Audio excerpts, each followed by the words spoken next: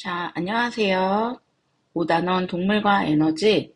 오늘은 생물체의 구성 단계와 소화에 대해서 공부해 보도록 하겠습니다. 자, 우리 몸은 세포들이 모여서 유기적으로 조직된 정교한 구조로 되어 있고, 다양한 기관계가 작동하여 생명 활동에 필요한 영양소를 얻습니다.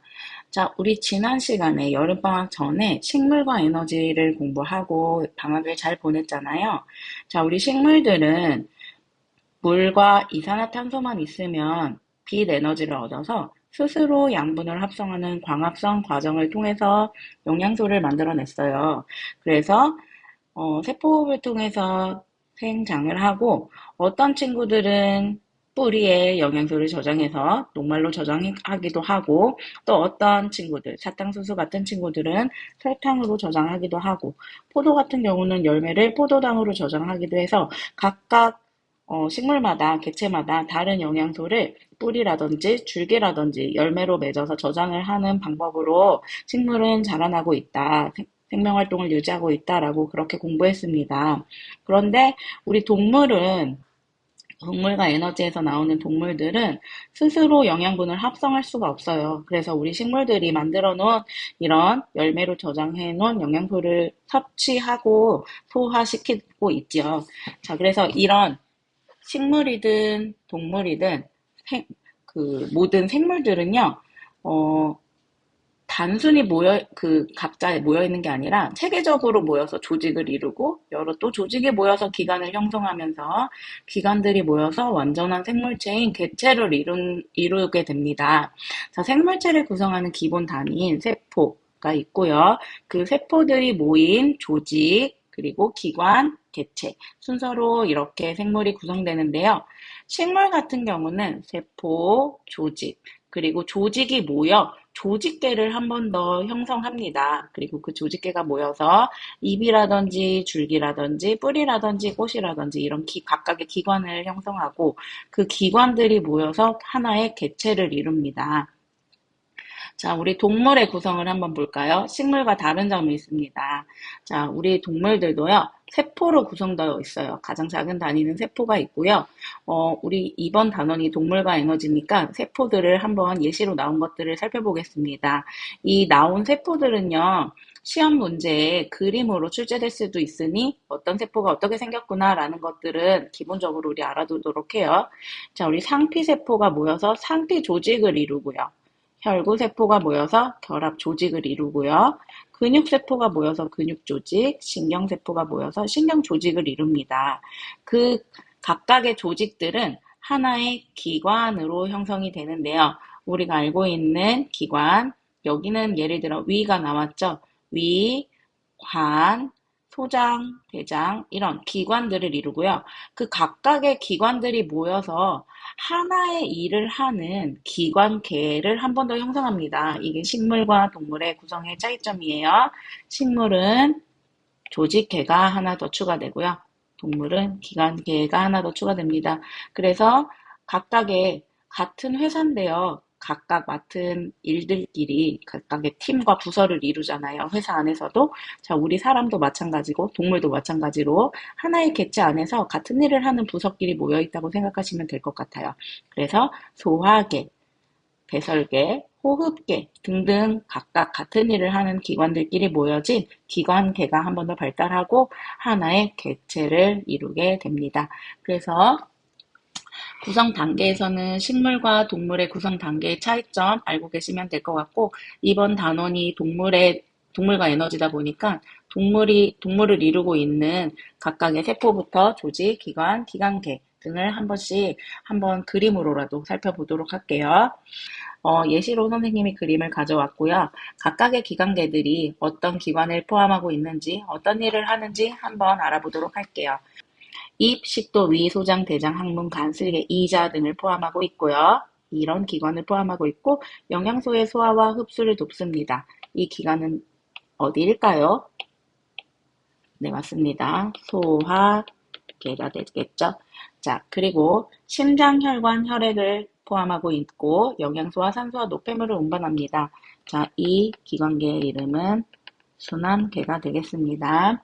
자, 코, 폐, 기관, 기관지라는 기관을 포함하고 있어요. 자, 우리 코와 폐로 뭘 하죠? 그렇죠. 기체 교환을 하는 호흡을 하게 됩니다. 이 기관계의 이름은 호흡계가 됩니다. 그리고 콩팥, 오줌관, 방광, 요도가 있고 노폐물의 배설을 돕는 이 기관계의 이름은 배설계가 될 것 같아요. 자, 자극을 전달하고 반응하는 뇌와 척수가 있습니다. 이 기관계의 이름은 신경계가 되겠고요.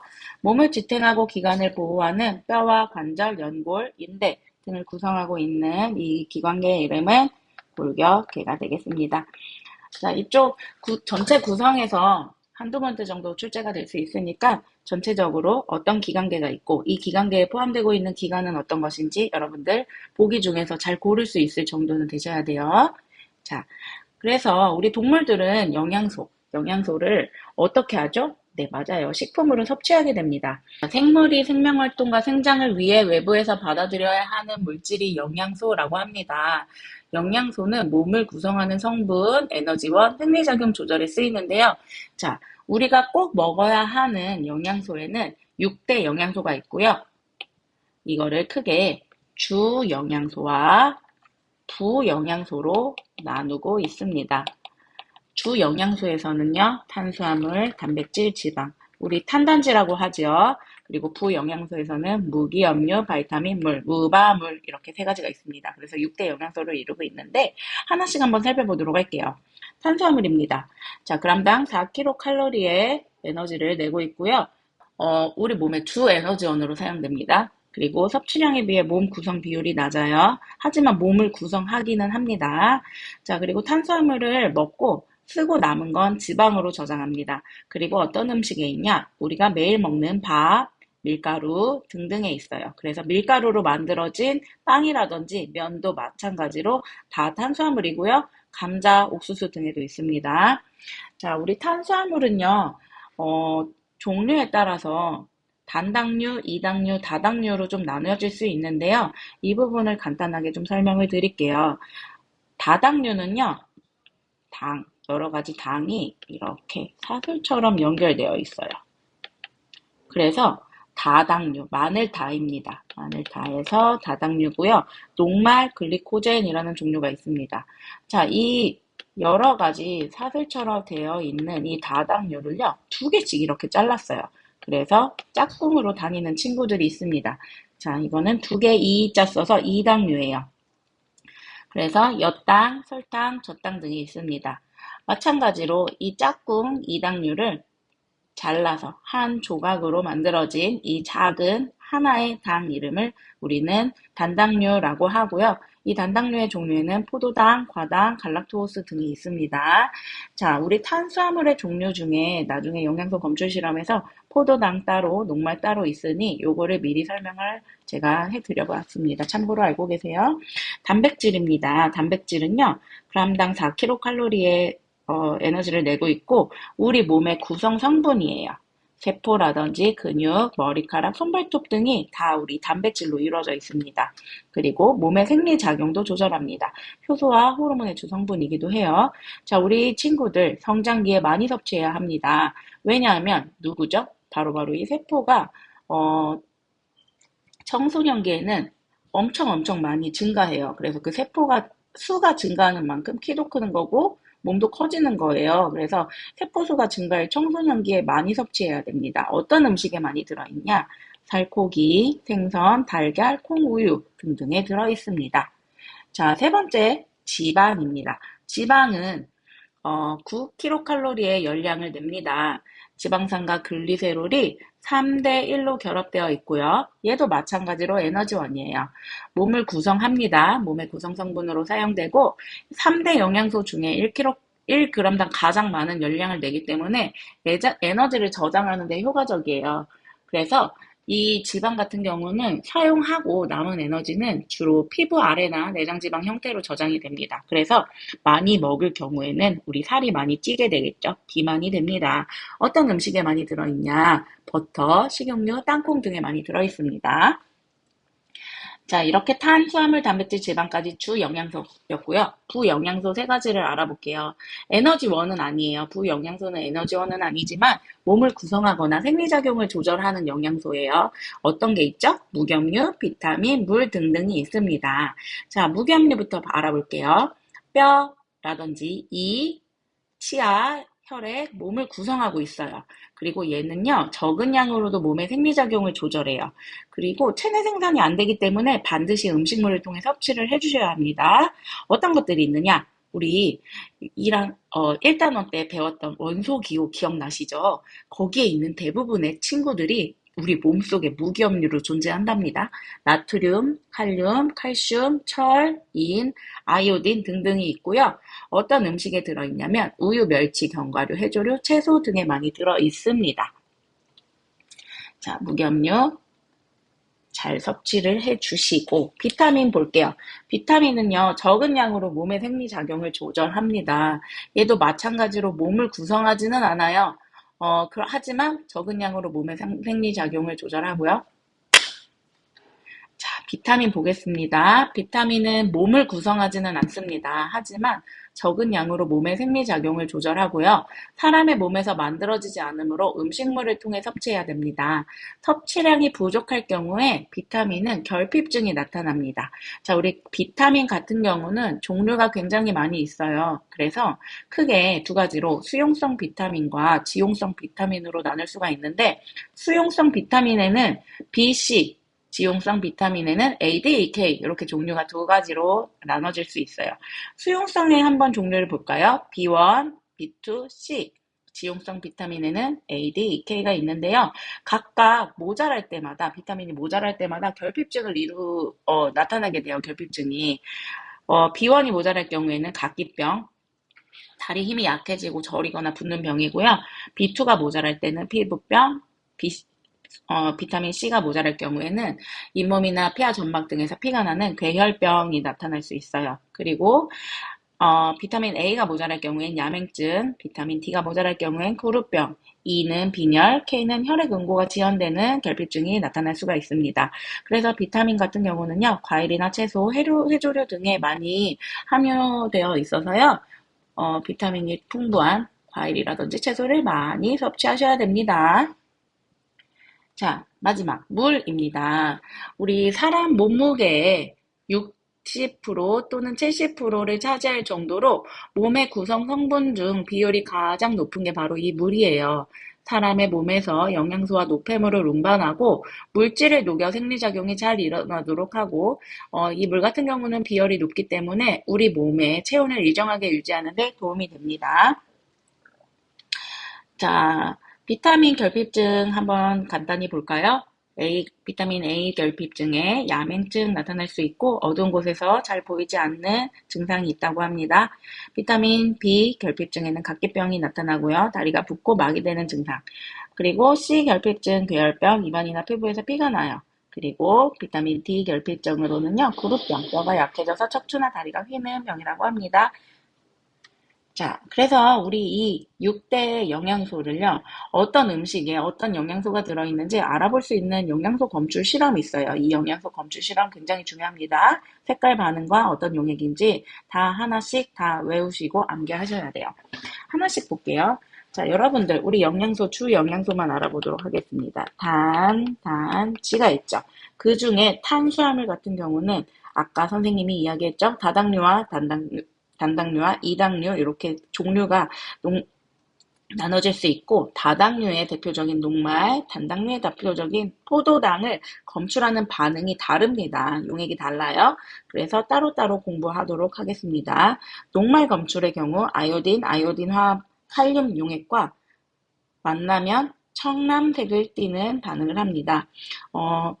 아이오딘과 칼륨 용액은요, 옅은 갈색을 띄어요. 암적색, 농도가 진한 아이오딘, 칼륨 같은 경우에는 암적색을 띠기도 하는데요. 갈색으로 알고 계시면 돼요. 이 갈색이 무슨 색으로? 청남색으로 변한다.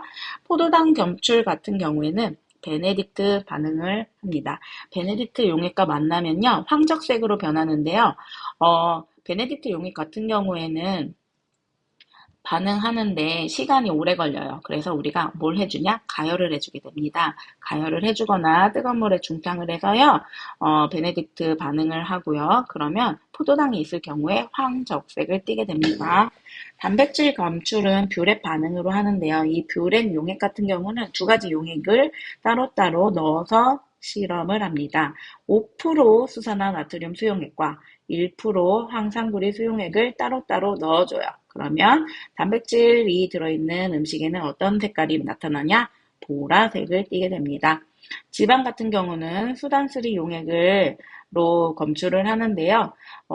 일단 수단쓰리 용액 자체가 붉은색이에요. 그래서 색깔 변화가 크진 않지만 조금 옅은 선홍색을 띠게 됩니다. 그래서 지방을 검출할 땐 이 시험관 아래에 이렇게 증류수를 깔고 실험을 하기도 해요.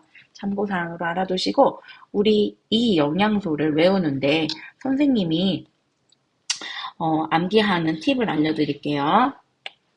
일단 수지가, 포배, 규단, 노가.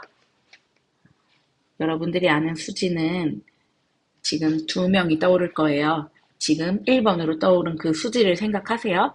그 수지가 포메라이언이라는 귀여운 강아지를 키웁니다. 걔는요, 뷰티가 막 잘잘 나고 되게 부잣집스러운 그런 곳에서 이렇게 딱 앉아있는 그런 모습을 한번 상상해 보세요. 그래서 어때요? 아, 너무 녹아, 귀여워, 살살 녹아, 이렇게 외워보세요. 수지가 포메라인을 안고 있고 부잣집 거실에서 이렇게 앉아 있는데 너무 강아지가 귀여워서 살살 녹아라는 장면을 하나 생각하시고요. 수지, 포베, 뷰단, 녹아 이렇게 외워보시도록 하겠습니다. 수지는 뭐예요? 수단쓰리, 지방.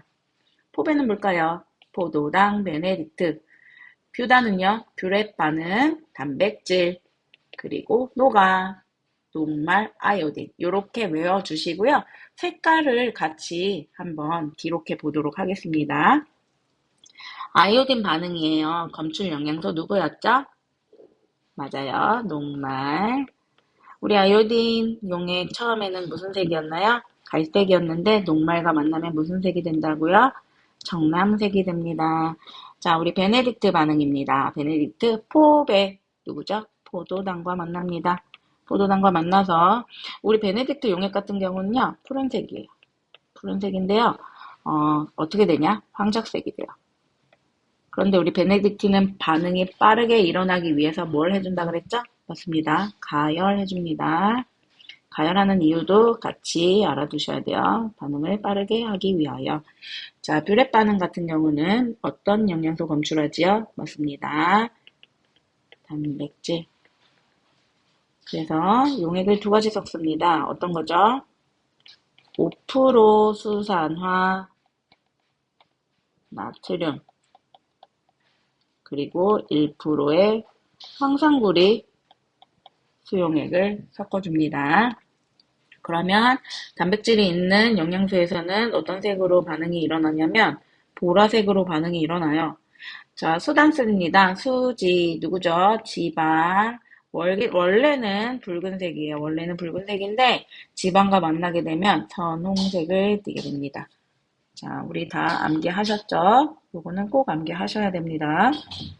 자, 그래서 영양소를 검출하는 실험까지 알아보았습니다. 자, 우리 소화를 시켜볼 건데요. 소화를 하는 궁극적인 이유는 뭐라고 생각하십니까, 여러분? 자, 우리 맛있는 음식을 먹죠. 맛있는 음식을 먹는데, 우리 몸속에 맛있는 음식을 먹는 이유는 바로바로 우리 몸 안에 영양소가 체내에 흡수될 수 있도록 잘게 분해하기 위해서예요. 그러면 어떻게 해야 돼요? 잘게 씹어줘야 돼요. 여러분들, 소화가 잘 되게 하려면 두 가지 반응으로 우리는 소화를 시킬 수 있습니다. 크게 기계적 소화랑 화학적 소화로 분류할 수가 있는데요. 기계적 소화는 말 그대로 물리적인 소화예요. 입에서 치아를 통해서 저작 운동을 하거나 소장이라든지 식도, 위, 소장, 대장 이 소화기관에서 분절 운동과 꿈틀 운동을 통해서 이 음식물을, 영양소를 잘게 분해하고 이동시키는 것들이에요. 자, 그리고 화학적 소화는 바로바로 우리가 오늘 공부하게 될 핵심입니다. 소화 효소로 작용하는 건데요. 이 음식, 영양소의 화학 분자식을 바꿔버리는 거예요. 그래서 큼직한 이 덩어리에 녹말, 단백질, 지방 등을 잘게 잘게 분해하는 소화효소라고 생각하시면 됩니다. 자, 우리 소화에 대해서 한 번씩 보겠습니다. 소화기관입니다. 자, 소화계는 음식물의 소화 및 흡수를 담당하는 기관들의 모임이고요. 자, 여러분들이 지금 보시고 있는 이 소화계의 소화기관 하나씩 볼게요. 자, 입, 식도, 위, 소장, 대장, 그리고 침샘, 간, 쓸개, 이자, 항문 이렇게 있어요. 자, 그 중에서 우리는 소화관이라고 하는 것들을 한번 공부해 볼 텐데요. 자, 우리 오늘 먹은 거 한번 생각해 볼게요. 가장 지금 조금 전에 먹은 거. 자, 선생님은 김치볶음밥을 먹었어요. 김치볶음밥을 우리 어디로 먹죠? 맞습니다. 입으로 먹어요. 입으로 먹어서 다음으로 이동하는 곳이 바로 식도입니다. 식도로 통해서요, 김치볶음밥을 맛있게 먹은 밥이 내려가요. 쭉 내려가면 어디에 처음으로 도착하냐면 위에 도착하게 됩니다. 위는요, 여기에요. 자, 여기 위에 도착하고요. 위를 거쳐서 소장으로 내려가고요.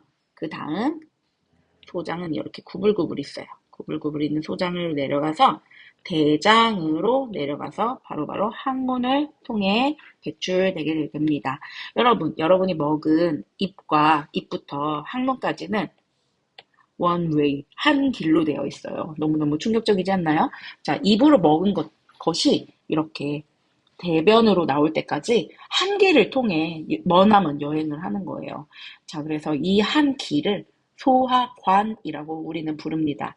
그런데 이 소화기관 중에 소화관 말고도 소화기관이 있어요. 바로바로 침샘, 간, 쓸개, 이자 이렇게 소화기관이 따로 있다는 거 알아주시고요. 여러분들 여기 같이 보시면 간에 붙어 있는 쓸개, 그리고 여기 보이지 않지만 이렇게 이자가 있어요.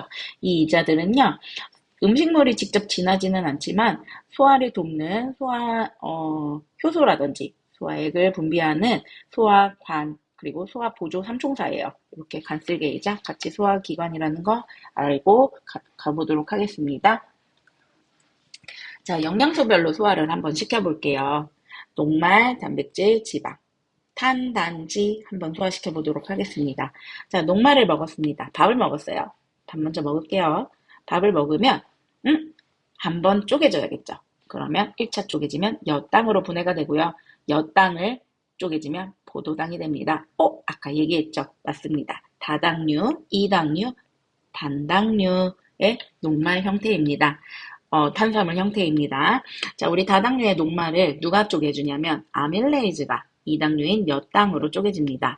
자, 이 아밀레이즈는요, 어디에 들어있냐면요, 침에 들어있어요. 침에 들어있어요. 그래서 입에서 냠냠냠냠 씹는 동안 침에서 분비가 되어서 엿당으로 분해가 되는데 우리 어때요? 너무너무 맛있고 빨리 먹고 싶잖아요. 그래서 어때요? 그냥 꿀떡 삼키죠? 그러면 아밀레이스로 분해되지 않은 녹말 상태의 탄수화물이 바로 꿀떡 삼켜져서 이 뱃속으로 들어가 버려요. 그래서 이 엿당으로 분해되지 않은 녹말이 어디서 한 번 더 분해가 되냐? 바로 소장에서 이자액에 의해서 한 번 더 분해가 됩니다. 왜요? 입에서 머무르는 시간이 짧기 때문에 녹말을 다 분해하지 못해서 소장에서 이자액이 한 번 더 이 그냥 꿀떡 삼켜서 넘어온 녹말을 한 번 더 엿당으로 완전히 분해시키는 역할을 합니다. 그러면 소장에서 엿당이 됐어요. 이 엿당 상태의 탄수화물은 말입니다. 소장에서 한 번 더 소화 효소가 나와요. 소장에서 나오는 소장에서 막 그 장액이 나오거든요. 탄수화물 소화 효소에 의해서 포도당으로 완전히 분해가 돼서 최종 산물은 포도당이 되어서 우리 몸에 흡수가 되게 됩니다.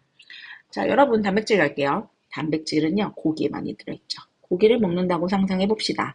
고기를 냠냠냠냠 씹어가지고 위에 도착하면요. 위액에서 펩신이라는 소화 효소가 나오게 돼요. 그러면 그 단백질은 중간산물로 분해가 됩니다. 그 이름은 폴리펩티드예요. 하지만 지금 중학교 2학년 친구들은 교과서에 아마 이 이름은 나오지 않을 거예요. 하지만 폴리펩티드라는 중간산물로 분해된다라는 거 알아두시고요. 이 폴리펩티드 같은 경우는 다시 위를 통해서 소장으로 이동을 하겠죠. 그런데 소장으로 가는 입구에 이자액이 나와요. 이자액에 의해서 이자액에 있는 소화효소인 트립신에 의해서 중간산물, 두 번째 중간산물로 한 번 더 분해가 됩니다. 이 폴리펩티드가 쪼개져서 펩티드로 분해가 되는 순간이에요. 자, 그래서 이자액이 분해를 해주고요. 아직도 펩티드는 덩어리가 좀 커요. 그래서 소장에서 나오는 단백질 소화 효소에 의해서 아미노산으로 최종 분해가 됩니다. 소장에서 단백질 소화 효소가 나오는데 그 소화 효소 이름은 펩티데이즈예요. 단백질 조금 복잡하죠. 단백질 그래도 소장에서 최종 분해되어서 아미노산이라는 최종 산물로 분해가 됩니다. 자, 지방을 분해해 볼까요? 우리 지방 같은 경우는요, 한 방에 분해가 돼요. 바로바로 지방산과 모노글리세리드로 분해가 되는데 이자액에서 나오는 라이페이즈라는 소화 효소에 의해서 지방산과 모노글리세리드 형태로 분해가 됩니다. 그런데 이자액에서 나오는 라이페이즈가 혼자 분해하기 힘들어서 이걸 좀 잘게 잘라주는 도와주는 친구가 있어요. 바로바로 그게 쓸개즙입니다. 여러분, 쓸개즙은 만드는 거는 쓸개가 만들지 않아요. 간에서 만들어요. 간이 만들어주고 간 밑에 붙어있던 쓸개 저장해 놨다가 이게 소장에서 분비가 되거든요. 네, 그래서 이렇게 덩어리가 큰 지방들을 이렇게 잘게 분해해 준다라고 생각하시면 돼요. 그래서 지방인데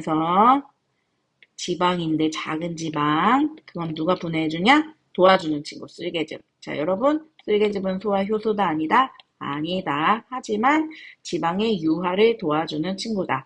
그래서 소장에서 이자액이 분비되는데요. 라이페이즈에 의해서 지방산과 모노글리세리드로 최종 산물이 분해됩니다. 자, 그러면 우리 친구들은 여기서 이걸 알아야 돼요. 녹말의 최종 산물은 포도당. 단백질의 최종 산물은 아미노산. 지방의 최종 산물은 지방산과 모노글리세리드. 자, 2번 소화라는 단원이 암기해야 될 과목이 굉장히 많은데요. 우리는 이렇게 공부하셔야 돼요. 자, 어디서,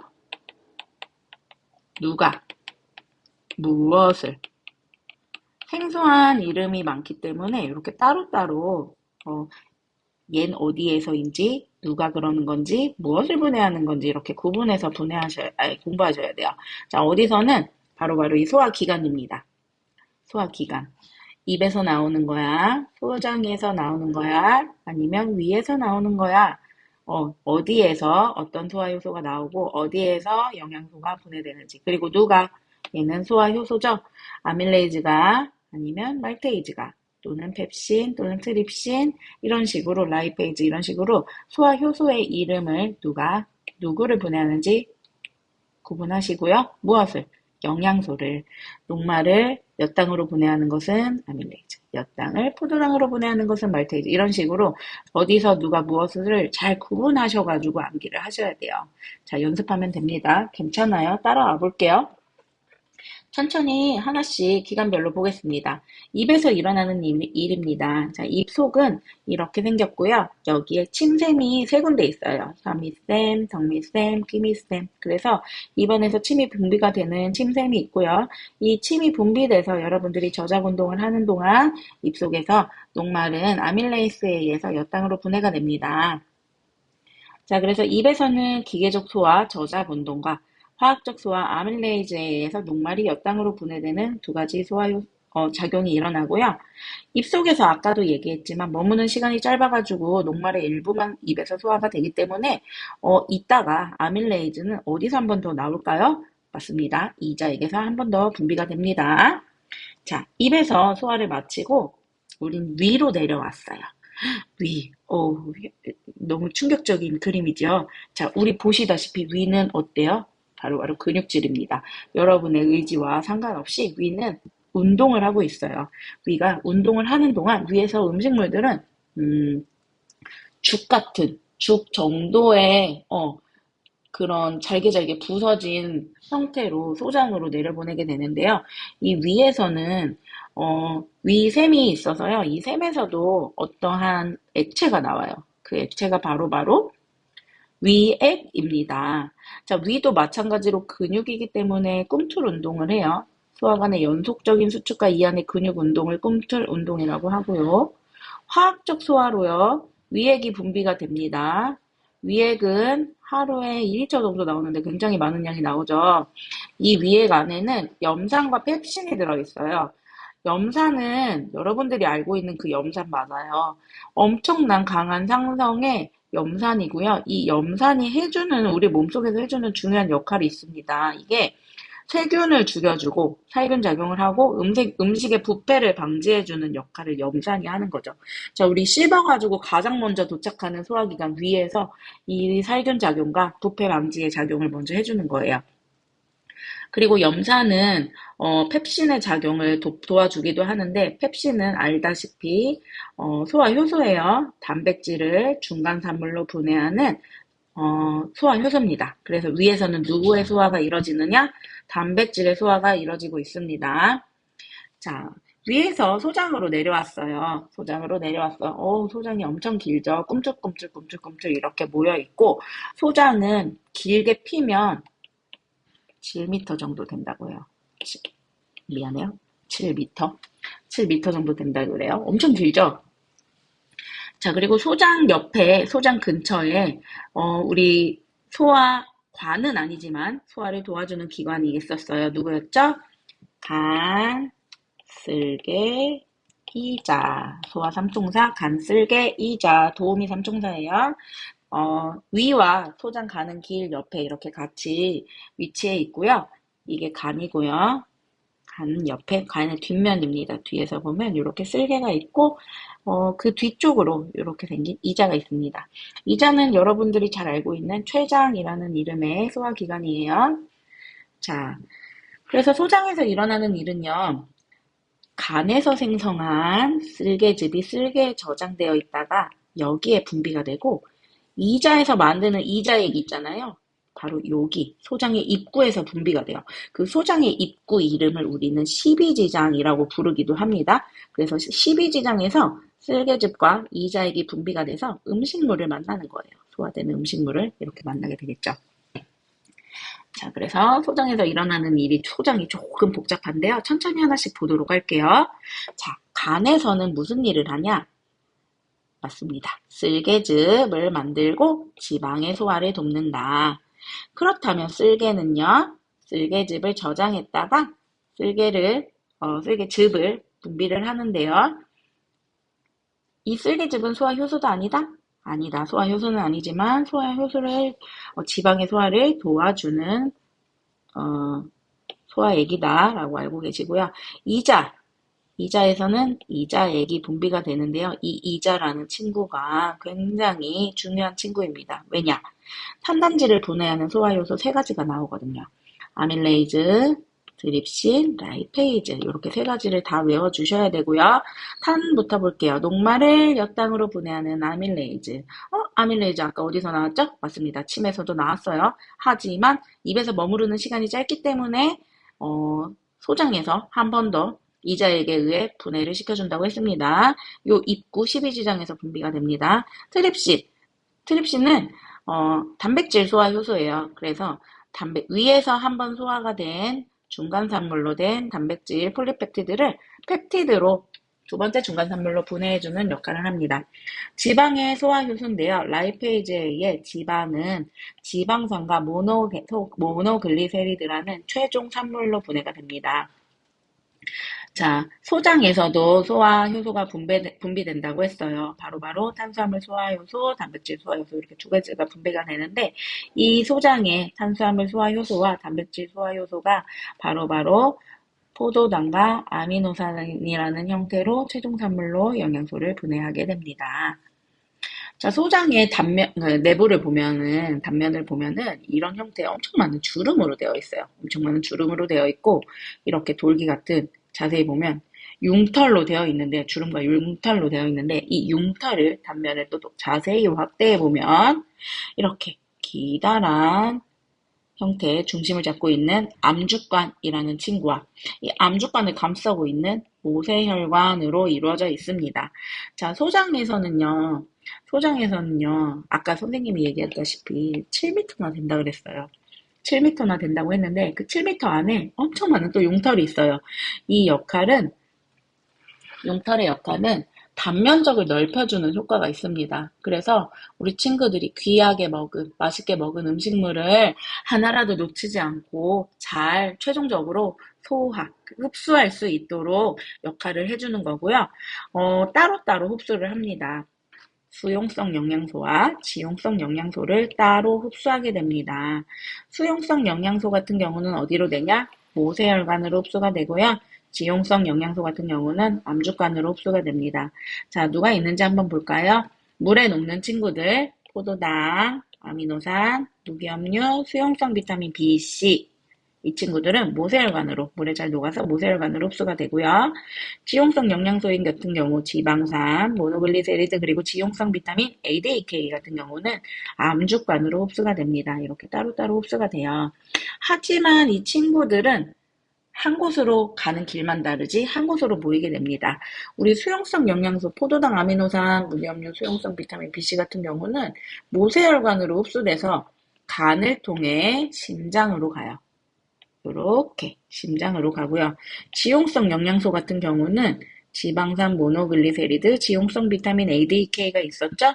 암주관을 통해 림프관을 통해 심장으로 갑니다. 림프관을 통해 심장으로 가요. 그래서 우심방에서 만나요. 이 영양소들이. 어쨌든 피로 가는 거죠. 피로 가는 거예요.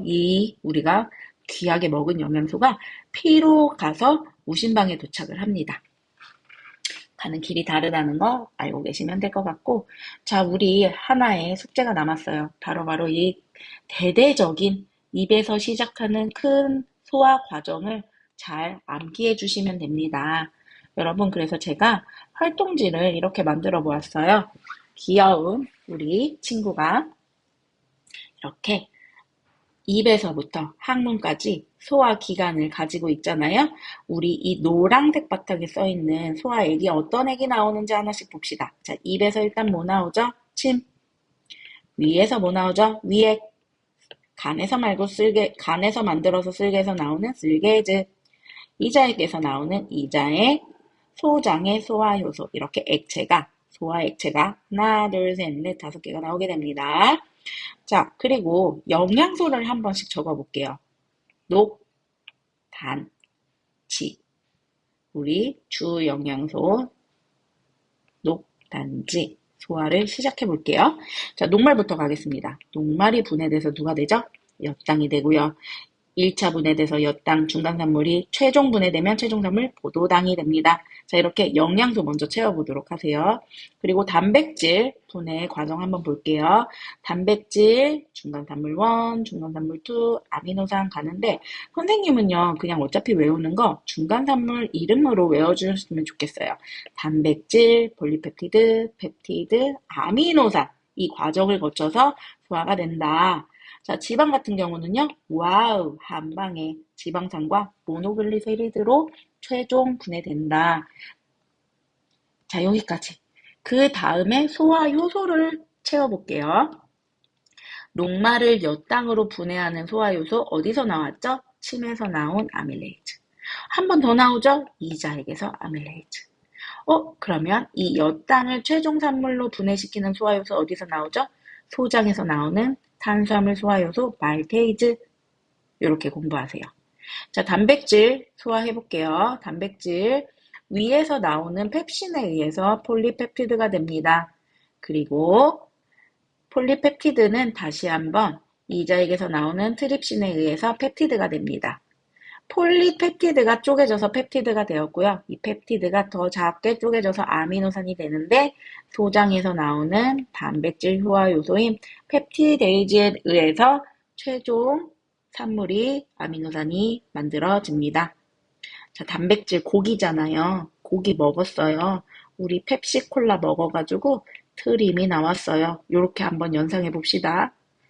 자, 지방 소화시켜 볼까요?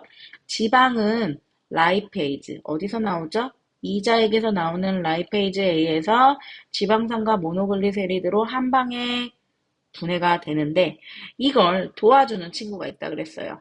도와주는 친구가 누구더라? 바로바로 쓸개즙, 지방을 유화시켜 준다고 했습니다. 여러분, 제가 이 활동지를 잘 드렸잖아요. 화면을 멈추시고 이 빈칸을 여러 번 써보는 거를 연습을 하도록 할게요. 완벽히 외우셔야지 문제를 안 틀릴 수 있습니다. 여러분, 소화할 수 있어요.